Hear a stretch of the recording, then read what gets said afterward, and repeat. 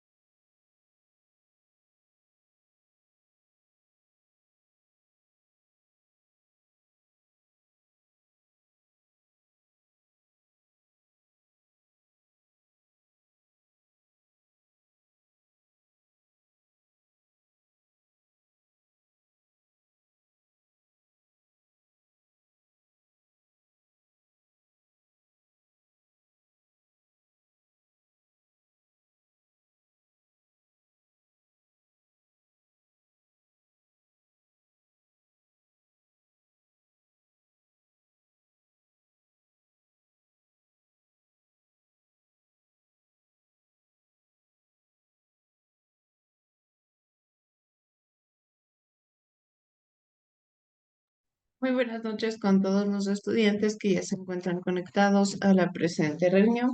Vamos a dar por inicio con nuestra clase del día de hoy. ¿Sí?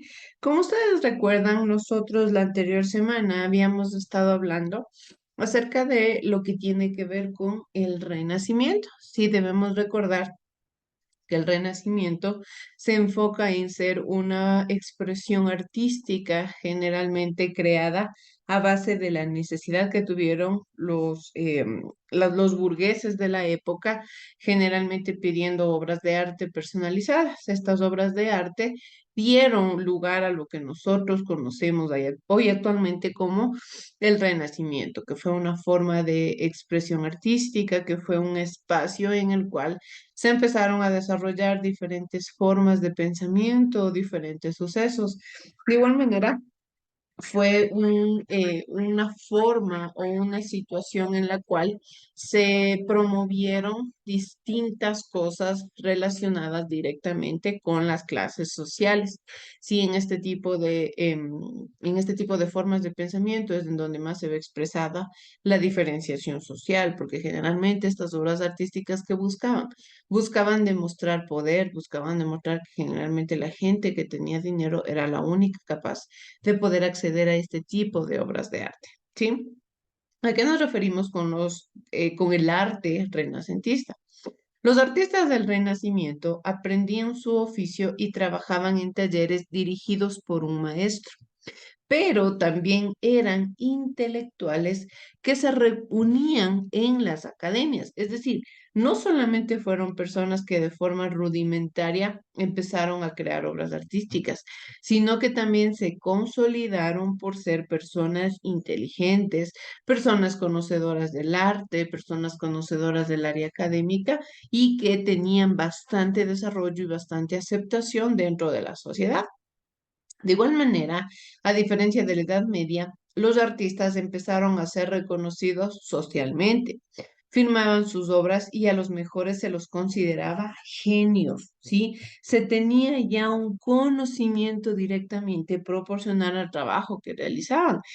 Y una vez que empezaron sus obras a hacerse famosas, ya empezaban a dar cierto tipo de autógrafos, ya se empezaban a ser reconocidos.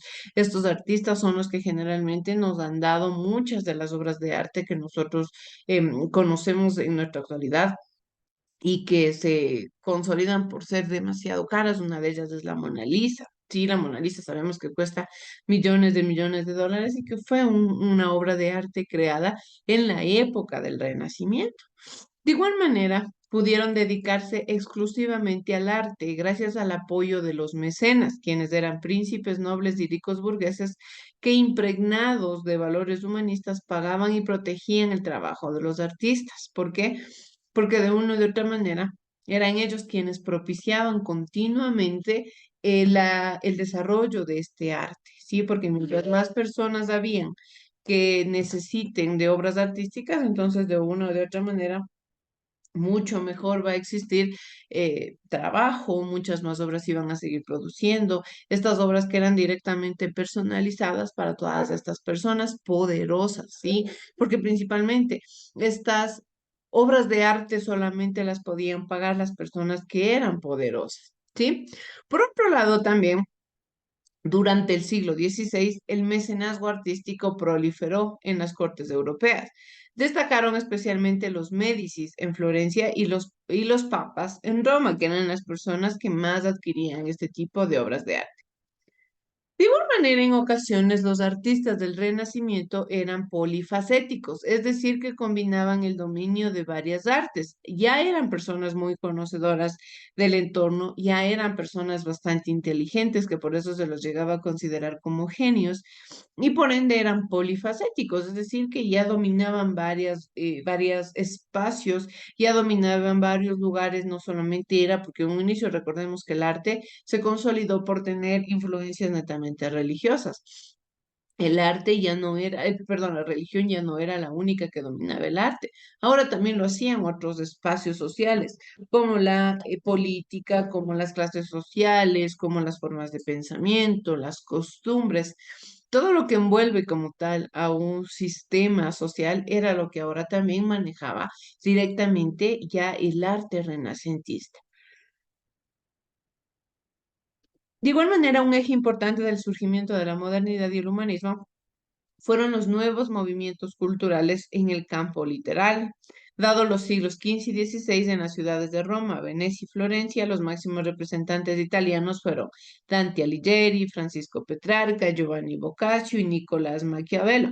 De estos intelectuales humanistas sumamos también Tomás Moro y Erasmo de Rotterdam, que son personas y personajes sumamente importantes para lo que nosotros conocemos actualmente como un arte renacentista. Aquí viene y damos un salto más adelante a lo que es la historia y nos adentramos a la temática conocida como la reforma y la contrarreforma. Sí, yo les venía explicando a ustedes que en el transcurso de la historia nosotros vemos bastantes sucesos relevantes y que condicionan también el proceso social. Este tipo de sucesos generalmente se ven directamente sostenidos por la religión. ¿Sí? Cuando la religión llega a ser parte de la sociedad, empieza a tomar mucha importancia, empieza a tener mucha relevancia en los diferentes procesos. Ya no solamente tiene que ver con los procesos sociales o con los procesos religiosos. Ahora la religión tenía un papel sumamente importante dentro de la sociedad, ya regulaba todo. Sí, generalmente en esta época incluso las personas, los personajes importantes de la iglesia eran personas poderosas en la sociedad, ¿sí? Estaban consideradas incluso dentro de la cúspide de la pirámide social, en donde los papas, los obispos, los trabajadores de la iglesia eran personas con mucho poder económico, con mucho poder social y a su vez con grandes nexos en la política. ¿Por qué? Porque lograban tener este tipo de beneficio a partir de lógicamente el sustento que ellos empezaron a tener en la sociedad. De una u otra manera, la religión no tuvo tanta O sea, tuvo un protagonismo, sí, pero este protagonismo no fue 100% positivo, ¿sí? Cuando la religión aparece principalmente, no se la utiliza con influencia principal o con la forma de pensamiento que actualmente, por ejemplo, nosotros conocemos. Nosotros sabemos que la religión ahora existe para unir personas, también puede ser para promover la palabra de Dios, para promover las formas de pensamiento, formas de vida. Pero como tal, la gente vive en una libertad en la cual es capaz de decidir qué quiere creer, qué no quiere creer, si quiere afiliarse a una iglesia, si no lo quiere hacer, si quizá quiere creer en Dios, si no lo quiere hacer. Ahora tenemos este tipo de libertades. Pero ¿qué sucede en esta época? Principalmente la religión no era una forma de pensamiento en la cual las personas podían elegir, sino que era una obligación y era parte de una imposición que existía en la sociedad. Y aquí aparece lo que nosotros conocemos como la famosa reforma y la contrarreforma. Sí, es decir, los ideales del catolicismo y de pronto aparece un personaje importante que quiere entender el por qué. ¿Y por qué esta temática de la reforma y la contrarreforma viene de la mano con el humanismo, con el renacimiento? Es porque directamente el humanismo y el renacimiento, recordemos que son influencias y pensamientos que le hacen al ser humano revalorizarse, que le impulsan al ser humano a pensar diferente, a buscar la analogía de las cosas, a desarrollar la lógica, a que no siempre lo que le dicen tiene que ser la última verdad, sí, sino que el ser humano esté en capacidad de investigar, de explorar, de analizar, de discernir qué es lo que mejor le parece, qué tipo de información le hace bien, qué tipo de información quizá también no le parece bien. Entonces, aquí es donde entra estas formas de pensamiento a que a condicionar ya a la religión, sí, porque ya la religión tenía sus cosas positivas, pero más negativas y que ya no le cuadraba a la ciudadanía. Pero para ir dando inicio con nuestra temática, vamos a iniciar viendo este pequeño videíto que nos habla sobre lo que principalmente es la reforma y quién es un personaje importante que aquí aparece. Si nosotros tenemos aquí un personaje de suma importancia que marca un precedente en lo que se conoce como la religión católica. Sí, vamos a ver, por favor. Te voy a contar todo lo que necesitas saber sobre Martín Lutero, la Reforma Protestante y por qué son tan importantes para la historia. No te olvides de suscribirte y empezamos. Partamos de finales del siglo XV, estamos todavía dentro de la Edad Media. Esta era una época totalmente teocentrista. Esto significaba que la Iglesia Católica ejercía un poder inmenso sobre todos los aspectos de la vida. La doctrina de la Iglesia determinaba qué pensar y cómo pensarlo. Las misas, por ejemplo, se daban en latín, aunque el latín era un idioma reservado solo para las más altas esferas, como nobles y miembros del clero. La gente común no lo hablaba, ni lo leía y no lo entendía. Aparte, tener una Biblia estaba penado por ley, y también leerla o interpretarla por sí mismo. El poder eclesiástico monopolizaba el concepto de la salvación del alma, y esta salvación se podía alcanzar por medio de la fe, obras, servicios y donaciones a la Iglesia. Acá es donde entra el tema de la venta de indulgencias. Las indulgencias eran cartas de perdón que emitía el Papa y permitía a quien las tuviera librarse de sus pecados en esta vida y reducir o hasta saltarse por completo el paso por el purgatorio. Y también se podían comprar para un familiar que ya estuviera muerto hace tiempo. Básicamente era tener un boleto directo al cielo, para quien pudiera pagarlo. Esto se venía haciendo desde hace un tiempo, pero con la llegada del Renacimiento, el clero empezó a contratar artistas para las nuevas iglesias y, lógicamente, el dinero tenía que salir de algún lado. Más específicamente, el Papa León X promovió la venta de indulgencias para pagar los gastos de la construcción de la famosa Basílica de San Pedro en Roma. Frente a esto, en 1517, un monje alemán llamado Martín Lutero clavó en la puerta de la Catedral de Wittenberg un escrito con 95 tesis en las que criticaba al Papa y la venta de indulgencias. En realidad no se sabe si fue tan teatral el gesto, pero con seguridad se las hizo llegar al clero. Estas 95 tesis serían la base de lo que llamamos Reforma Protestante.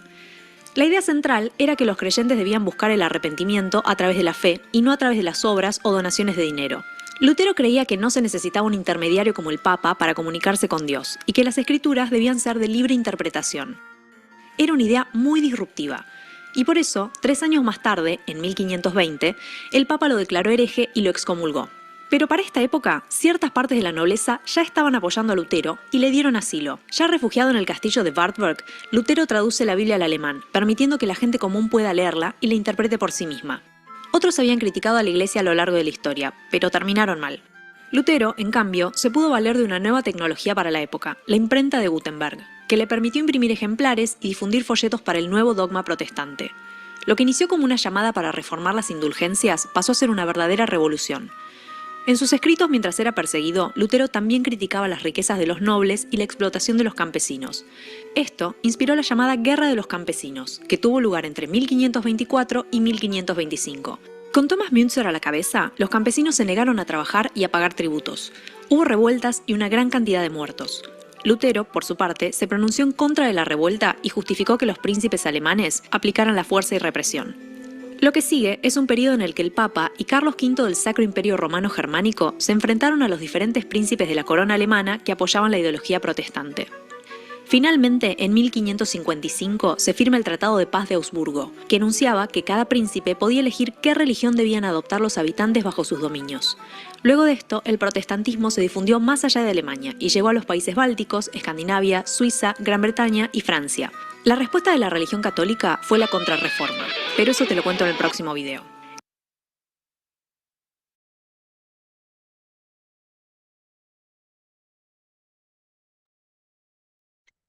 Bien, entonces directamente el video nos habla sobre un personaje de suma importancia que es Martín Lutero. ¿Qué sucede? Lógicamente la iglesia venía ya durante muchísimo tiempo teniendo cierto tipo de comportamientos con la ciudadanía. ¿Por qué se daban estos comportamientos? Principalmente porque era una religión impuesta. Las personas no conocían como tal cuál era el origen de la religión, cuáles eran los verdaderos ideales de la religión, qué era lo que en realidad se buscaba promulgar. Sí, de una u otra manera solamente se basaban a lo que los líderes religiosos les decían, pero más no a lo que quizá como algo escrito ellos podían haber leído. Viene algo sumamente importante que es que la Iglesia Católica no permitía que los comunes, las personas de la ciudadanía, tengan acceso a una Biblia y mucho menos que la pudieran traducir. ¿Por qué? Porque de cierta manera iban a ver las incoherencias que existía entre las cosas que la Iglesia promulgaba y lo que realmente hablaba una religión. Sí, de cierta manera Martín Lutero empieza a entender este tipo de cosas y se da cuenta de que hay algo oscuro por detrás.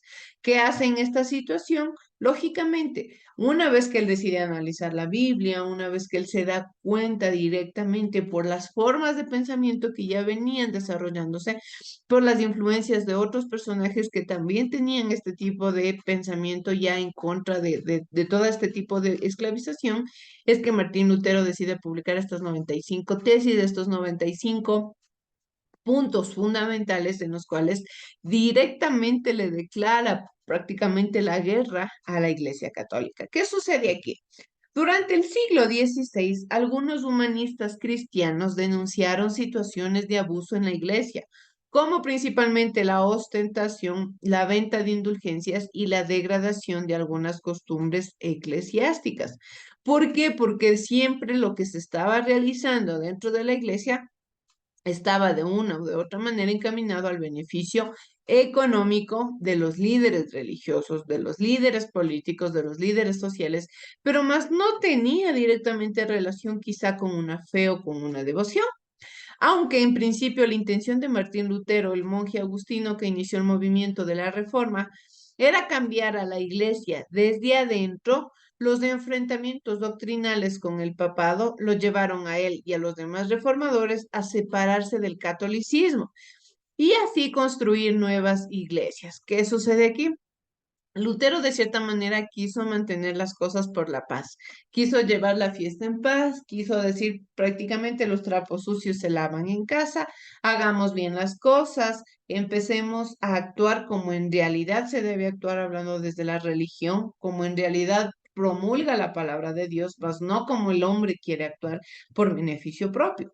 Este tipo de cosas ya no les parecía a los papas porque lógicamente era una pérdida principalmente económica para todos y cada uno de ellos. Entonces deciden darle la contra a Martín Lutero. ¿Qué hacen aquí? Deciden excluirle de la iglesia, prácticamente ya lo condicionan como un hereje. Recordemos que un hereje es una persona que se declara directamente en contra de la iglesia y en contra de la religión, y la religión ya no lo acepta como tal. Entonces, aquí es donde Martín Lutero decide crear otras iglesias conocidas como la luterana, la calvinista y la anglicana, que eran netamente unos ramales de lo que la reforma promulgaba. Entre las causas del movimiento reformista se encuentra, uno, la corrupción generalizada del clero, en especial el de Roma. La corrupción es un hecho que se viene suscitando año tras año y tras año. No existe de una o de otra manera algún espacio histórico antes, lógicamente, de entrar a la historia, porque en la prehistoria la gente trabajaba para su beneficio, para protegerse y punto. No existía divisiones, no existía dinero, no existía clases. Es el único lapso de tiempo en el cual se considera que no existía como tal este tipo de envidia personal o este tipo de pensamientos negativos que el ser humano promulga. Cuando se da todo esto de ahí el dinero, de la división social, es que empiezan a crearse estos fundamentos en los cuales el ser humano toma cierto tipo de pensamientos negativos. Uno de ellos, y que cuando apareció se mantuvo y se sigue manteniendo en la actualidad, es la corrupción, ¿sí? La corrupción netamente se enfoca o se define como estos actos en los cuales la gente hace cosas a escondidas generalmente cuando está en el poder para beneficiarse a sí mismo, dejando de lado el precautelar por el bienestar de las personas que dependen de eso, dependen de este Estado, dependen de esa política. Era la forma en la cual muchos de los políticos empezaron a desarrollarse, mucho más en esta época en la cual la falta de conocimiento, la falta de acceso, la falta de comunicación también era bastante fuerte, y lógicamente las formas de pensamiento no se lograban promulgar con tanta facilidad, y era así que las sociedades, mientras la información no se promulgue, mientras el conocimiento no sea de acceso para todos, ellos podían seguir teniendo la facilidad de dominar, ¿sí? Cuando una persona desconoce, cuando una persona no domina sobre algún tema, tengan por seguro que van a dominarles, porque van a generalmente a tener algún grado de superioridad sobre ustedes, ¿sí? Pero si ustedes tienen la facilidad, incluso ustedes en la actualidad, de conocer algún tema, de investigar, no quiere decir que netamente nosotros vamos a ser personas eruditas, sí que quiere decir que tenemos que de una u otra manera conocer a ciencia cierta todo lo que sucede en la ciencia, en la tecnología, no. Somos seres humanos adaptables, pero el conocimiento, la investigación en las situaciones cotidianas son de suma importancia. ¿Por qué? Porque a mí me permiten también ser parte de una sociedad que principalmente aporta y que no se deje influenciar por cualquier persona ni por cualquier situación solamente porque desconozco de algún tema, ¿sí? De igual manera, entonces, en esta época, la reforma en la iglesia principalmente empieza a dominar, empieza a tener un protagonismo más fuerte, principalmente porque ya tenía gente que le estaba dando la espalda, tenían personajes que ya no confiaban en lo que la iglesia le estaba diciendo, y es aquí a donde la iglesia ya no le convenía. ¿Qué sucede aquí de igual manera? El humanismo, como reivindicaba la libertad humana y la primacía de la razón ante las autoridades establecidas, es una de las causas principales para que se desarrolle la reforma. Recordemos que el humanismo no es que descarta la idea de Dios, no es que niega la existencia de Dios. Lo único que hace es decirle al ser humano que todo lo que hay en la naturaleza, todo lo que hay en el entorno, parte de él mismo. ¿Sí? Y que en este tipo de situaciones en las que el ser humano se desenvuelve, también tiene como un anexo que es Dios, el poder sobrenatural, el sentimiento, la fe, la devoción, pero como tal, todo parte del ser humano. Si el ser humano quiere pensar, lo hace. Si el ser humano quiere crear, lo hace. Si nosotros tenemos computadoras, es porque un ser humano decidió en algún momento crear una computadora. Si tenemos casas, cortinas, todo lo que tenemos en la naturaleza como tal es porque el ser humano con su inteligencia, con su análisis, con la razón, logró producir este tipo de elementos que nos hacen lo que nosotros somos hoy en día. El ser humano se ha desarrollado por su instinto, por su naturaleza, no es que nada le ayudó, no es que nadie le incitó. De una u otra manera aquí viene algo importante, lógicamente que es para la religión como tal el tener este tipo de motivación, este tipo de refugio, pero como tal es la importancia que el humanismo busca, que el ser humano es el centro de todo. Por otro lado, también se da la reducción del poder del Papa ante las monarquías, es decir, la reforma buscó que principalmente se le quite el poder que el Papa estaba teniendo porque ya no era pertinente que él se mantenga en este tipo de actividades. Aquí aparece algo importante que es la crisis económica de Europa, generada por la abundancia de metales preciosos provenientes de América, afectó a la nobleza alemana, que vio en las riquezas de la iglesia una oportunidad de recuperar su estatus económico. ¿Por qué? Recordemos que cuando se da la colonización, principalmente América Latina, es un cúmulo de riquezas, es una tierra perfecta para poder obtener beneficios. Y Europa deja de tener este grado de importancia y, lógicamente, empieza a tener pérdidas económicas. Enseguida se les prende el foco y empiezan a buscar formas para las cuales, de cierta manera, pueden tener beneficios económicos. ¿Cuáles son estos beneficios económicos? La iglesia, ¿sí? Cuando la iglesia empieza a poder producir dinero, pues dinero de donde venga es bueno para ellos. Por otra parte, la burguesía veía a la Iglesia Católica que prohibía la usura, un obstáculo para extender sus redes comerciales y bancarias, por lo que apoyaron la creación de iglesias nacionales que no estuvieran subordinadas a la jerarquía católica, sino que promovieran el enriquecimiento como señal divina de salvación. Aquí fue prácticamente la parte en la que firmaron su muerte de cierta manera la Iglesia Católica, cuando empezaron a promulgar la idea de que las personas que quieran salvarse eran las personas que tenían que pagar grandes cantidades de dinero, que podían obtener indulgencias, que mientras más obras en favor no solamente de la comunidad, sino principalmente obras que sean en favor de la iglesia, les iba a ayudar a llegar más rápido al cielo. Es decir, que de cierta manera nosotros debemos comprender que en la lógica en la cual nosotros nos manejamos actualmente, en la forma de pensamiento, creo yo que ya todos entendemos que sería un poco ilógico el creer que uno puede comprar la salvación. Ustedes tienen aquí una imagen que es un documento, si es una fuente primaria, recuperada de más o menos cómo era que se emitían estas indulgencias. Es como que usted cuando se gradúa le dan su título en el cual avalan que usted ya es bachiller de la República del Ecuador, todo esto en base a su esfuerzo, en base a sus estudios y todo el tiempo que usted le dedicó al colegio. ¿Qué sucede aquí? La iglesia empieza a promulgar este tipo de indulgencias, de este tipo como de títulos, de beneficios en los cuales le dice a la gente que más dinero económico aportó, que ya tiene asegurada su salvación. Si la indulgencia se caracterizaba por ser el perdón total o parcial de los pecados cometidos, las indulgencias pueden ser concedidas por el Papa y los obispos a los fieles que realicen acciones reparadoras como donaciones, peregrinaciones y oraciones. La Iglesia convirtió las indulgencias en un medio para obtener abundantes recursos económicos que estaban destinados a la edificación de basílicas y palacios episcopales, pero también enriqueció a las cortes papales y a la jerarquía eclesiástica. De una u otra manera se podía verificar que entraba tanto dinero por la fidelidad que la gente le tenía a la iglesia, por el temor que sobre todo los líderes impartían en las personas acerca del fuego eterno, acerca del purgatorio, donde las almas se dice que quedan penando, que los muertitos no van a descansar en paz, que por favor, que necesitan ellos descansar, que necesitan tener un espacio seguro en el cual ya puedan sentirse en paz.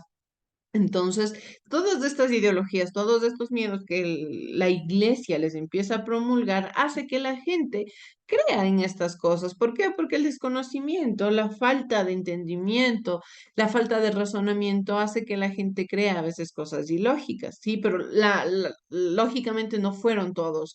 Siempre aparece alguien que quiere dar la contra, que busca la razón y que de una u de otra manera ayudó a la gente mayoritariamente a abrir los ojos.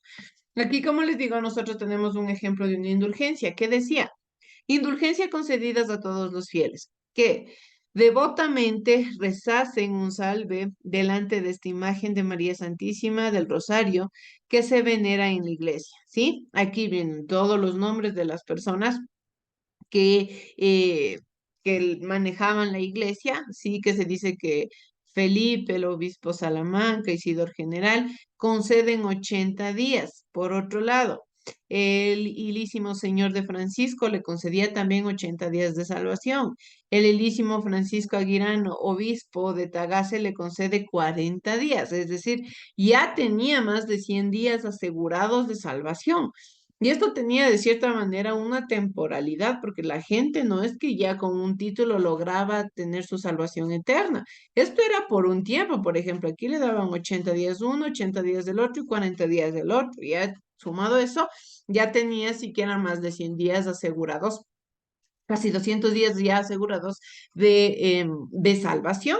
Ya, entonces, una vez que estos días de salvación se le acaben, enseguida tenía que volver a pagar y tenía que enseguida volver a sacar ya prácticamente como este título, digámosle de cierta manera.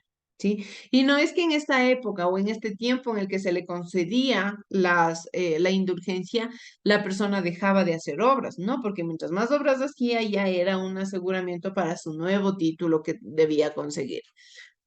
¿Cuál es la diferencia principal que se busca entre la Reforma Protestante y la Iglesia Católica? En cuanto a la organización, tenemos que el protestantismo no reconoce la autoridad del Papa. En el anglicanismo, el jefe de la Iglesia es el monarca. También niegan la jerarquía episcopal y un pastor que puede casarse guía también a los fieles. ¿Sí? Por otro lado, en la organización, de acuerdo al catolicismo, se dice que el jefe supremo de la iglesia es el Papa.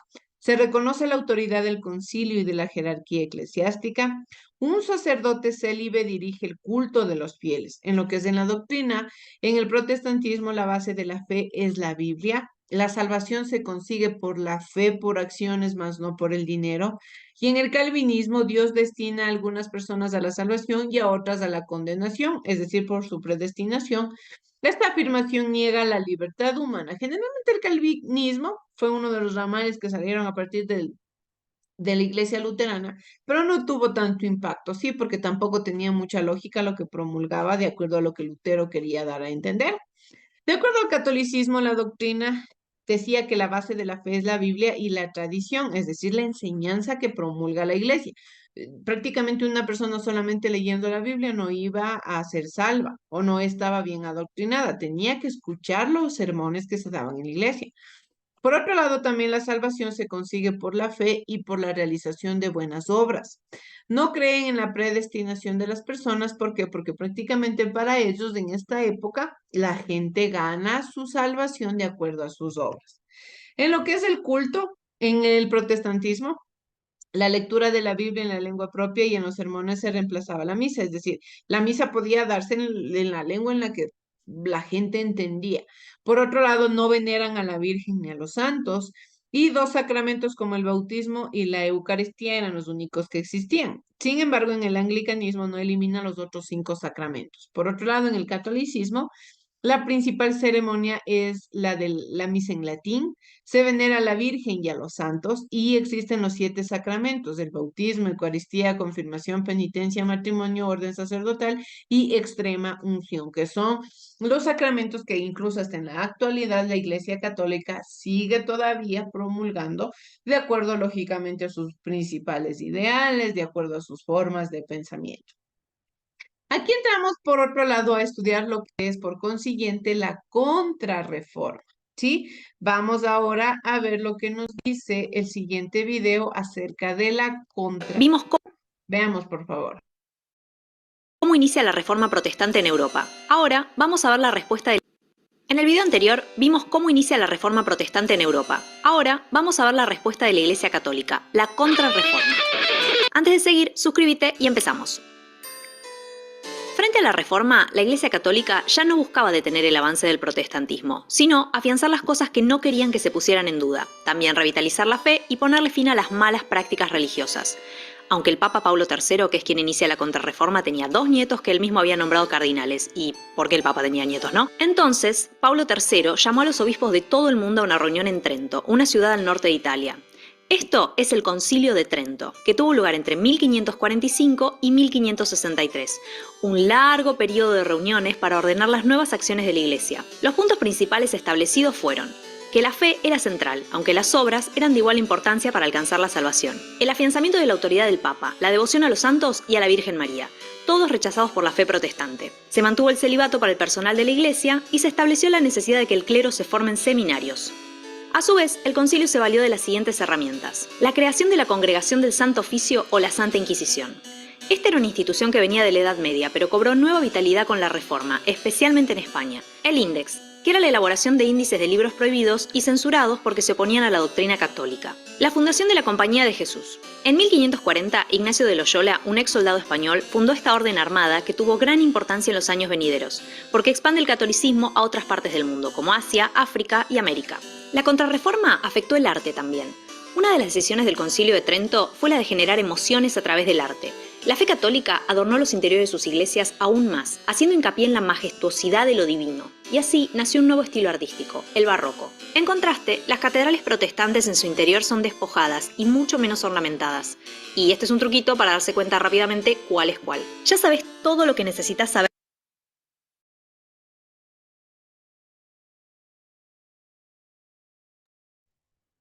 Bien, entonces, cuando ya se da todo este movimiento de la reforma, la iglesia de una u otra manera tiene que buscar salir a luchar por sus ideales y quiere buscar medianamente una conciliación. ¿Qué hace?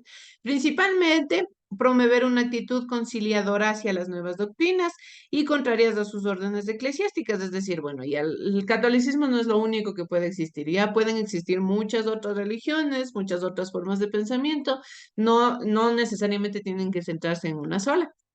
¿Por qué? Porque le convenía a la iglesia mantener la paz, porque eran o pocos o quedarse sin ningún fiel. Por otro lado, también querían detener el avance luterano y minimizar la ruptura de la iglesia. En lo más posible querían quedarse con la gente que por lo menos todavía creía en ellos, todavía creía en su fe. De igual manera, principalmente empezaron a fortalecer la religión católica y sumar alianzas para mantener la autoridad papal radicada en Roma, al conservar la doctrina tradicional y reorganizar las actividades eclesiásticas. Hicieron pequeños cambios. También tomaron en cuenta algunas de las cosas que más les molestaban quizá a las personas que habían creado la reforma para crear una nueva forma de pensamiento, para promulgar una nueva forma de creer en la religión y de manejarse dentro del contexto en el cual se estaban desarrollando. ¿Sí? Bien, chicos, ya nos queda menos de un minuto. Su tarea estará publicada ya en su plataforma. Les dejo ya que sigan a su siguiente clase. Que tengan una excelente noche. Muchas gracias.